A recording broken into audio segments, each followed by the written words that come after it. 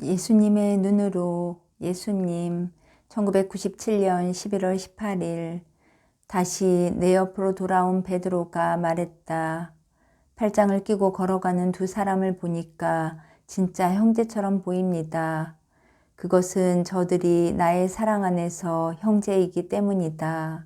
나는 이렇게 대답하고 어떻게 두 사람의 마음이 나의 사랑의 가정 안에서 하나가 될 수 있는가를 보면서 기쁨을 느꼈다. 저는 유다가 항상 저랬으면 좋겠습니다. 마테오가 유다에 대해 깊은 우려를 나타내면서 말했다. 그렇습니다.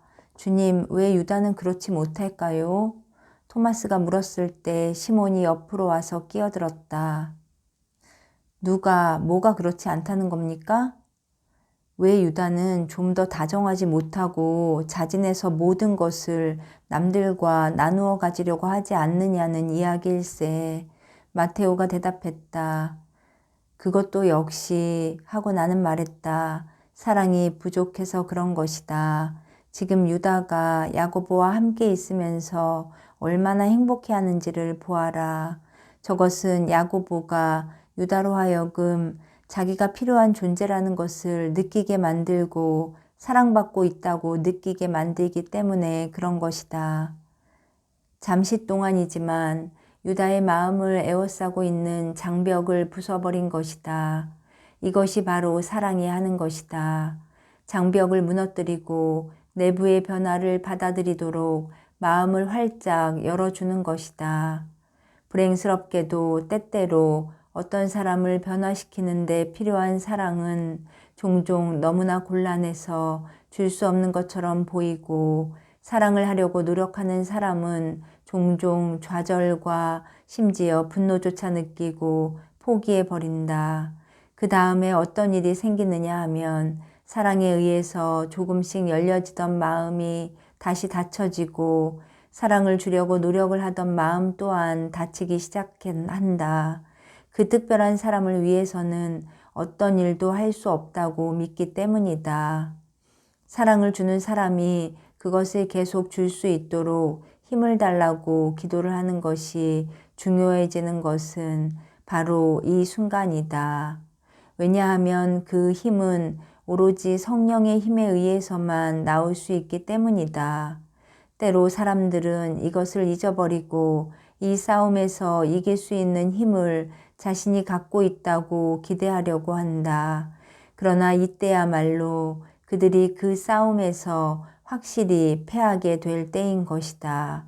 이때야말로 그들의 자존심이, 그들의 자만심이 표면화되었기 때문에 하느님께 도움을 청할 필요가 없다고 믿을 때이다. 그리고 그들의 자만심은 그것을 확신하고 있기 때문에 만일 그들이 싸움에 패하기 시작하면 그들의 자만심은 좌절감과 분노와 때로는 증오심으로 나타나게 되는 것이다. 그때 사랑이 상실되고 두 사람의 영혼은 하느님으로부터 멀어져 가는 길을 걷게 되는 것이다. 사랑을 주는 사람은 자신의 자만심 속으로 그리고 사랑을 받는 사람은 처음에 돕기를 원하고 있는 것 같았던 사람이 왜 지금은 나를 이렇게 푸대접하는가 하는 혼란 속으로 빠져들어가게 된다. 유다의 경우도 그에게 분노나 매도나 비난이 없는 계속적인 사랑을 보이고 이해와 인내와 희망을 보여준다면 그때는 장벽이 모두 무너지고 그의 마음 안에 사랑의 보물을 드러내 보이게 될 것이다. 주님, 우리도 노력을 하겠습니다만 때로는 굉장히 어렵습니다.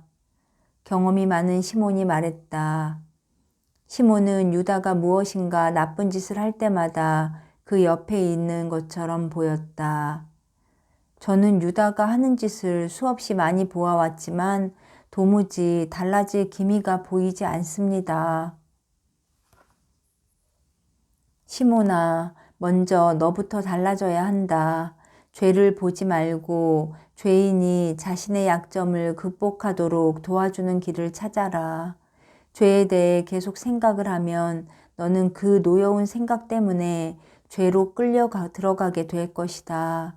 이것이 악마의 영리한 점이다. 너에게 악의 초점을 맞추게 함으로써 너를 불쾌하게 만들고 어떤 것도 내 노력이나 기도를 가지고 그것을 바꿀 수 없다고 생각하게 만드는 것이다. 그리고 나는 내가 유다를 위해 많은 기도를 해온 것을 알고 있다. 너는 지금 죄를 미워하는 것이 아니라 죄인을 미워하기 시작한 것이다. 남들을 매도하기 쉽고 그들을 죄로 이끌어간 약점을 보지 않고 그들이 그것을 극복하는 데 필요한 도움을 무시해 버리기가 쉬워진다.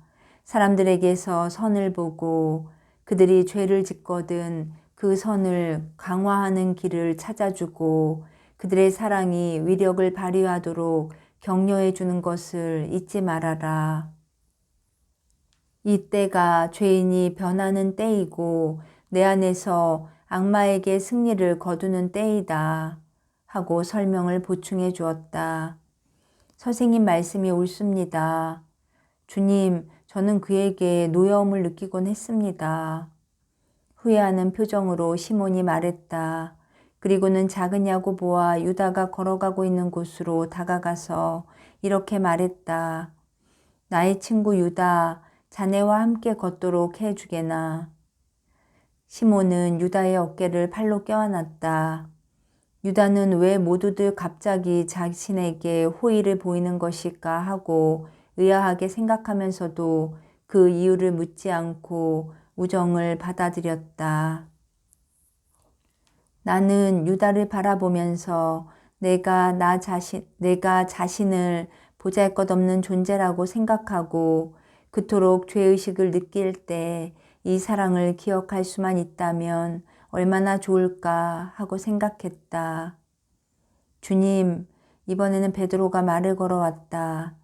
우리가 유다를 위해서 할 수 있는 일이 없겠습니까?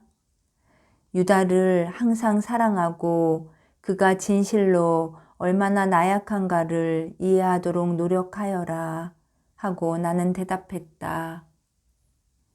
네, 베드로는 내가 말하는 것을 알아차리지 못한 채 어정쩡하게 대답했다. 유다가 장차 어떤 일을 하든 간에 상관없이 그를 사랑하고 그에게 용서를 베풀어야 한다. 왜냐하면 그것이 내가 해야 할 일이기 때문이다. 비록 유다가 모든 사람들처럼 나를 배반한다 하더라도 말이다. 용서를 구하느냐 구하지 않느냐는 것은 유다 자신에게 달려있는 것이다. 나는 다시 앞에서 서로 팔짱을 끼고 걸어가고 있는 세 제자를 바라보았다. 그리고 악마가 자신의 때를 기다리면서 길 가장자리를 따라 걸어가고 있는 것을 보았다. 나는 시몬과 작은 야고보가 나의 사랑의 힘을 가지고 어떻게 그 옆을 스쳐 지나가는가를 보았다. 그리고 어떻게 유다가 약점을 가지고 악마들이 쳐놓은 함정에 빠지는가도 보았다. 주님께서 우리에게 요구하신 것과 같은 사랑하는 힘을 우리 모두가 가질 수 있도록 기도를 올릴까요? 하고 마테오가 물었다. 그러자 나의 친구야, 내 생각에도 그것은 기도를 드리기에 좋은 제목 같구나. 나는 찬성이라 대답했다. 그리고 제자들이 따라오도록 큰 소리로 기도하기 시작했다. 제자들의 목소리는 나의 목소리와 합쳐져서 아버지께 대한 사랑의 교향곡이 되었다.